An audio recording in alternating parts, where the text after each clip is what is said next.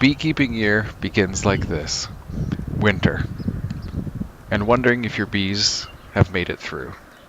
But then, one warm March day, you finally get out for your first look.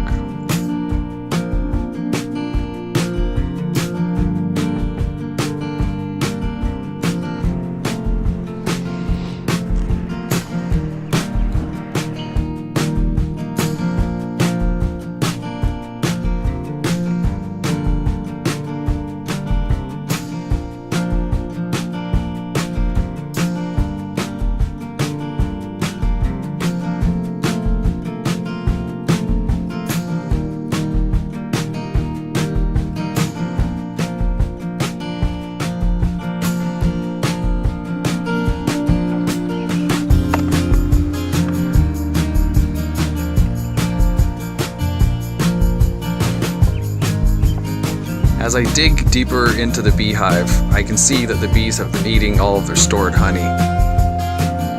Finally, when I get down to the main brood chamber, I'm welcomed by a surprise.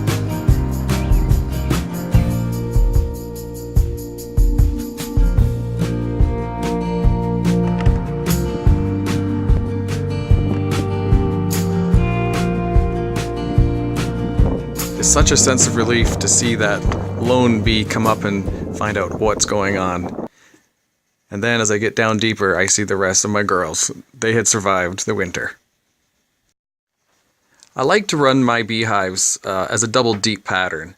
Most beekeepers will have a large deep and a half deep on top, and that's their brood chamber. But I find with the Canadian winters, having two large deeps for the brood gives them more space to store honey, gives them more space to raise their colony, and I've just had pretty good luck with winter survival rates.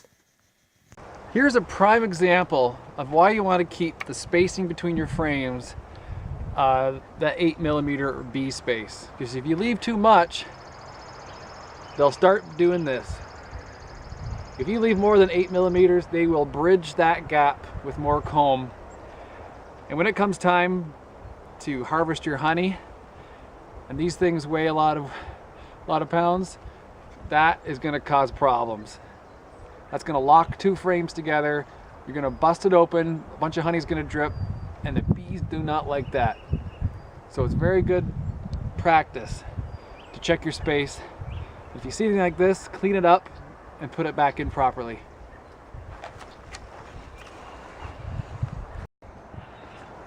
So I was just looking at these spare boxes that I leave out by the hive in case I need one in an emergency. And as always with spare bee equipment, the mice love living in it.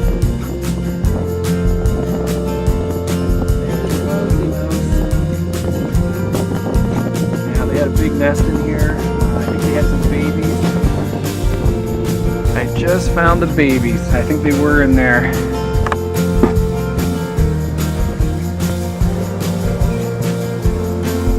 They're still alive. They're attached to Mama.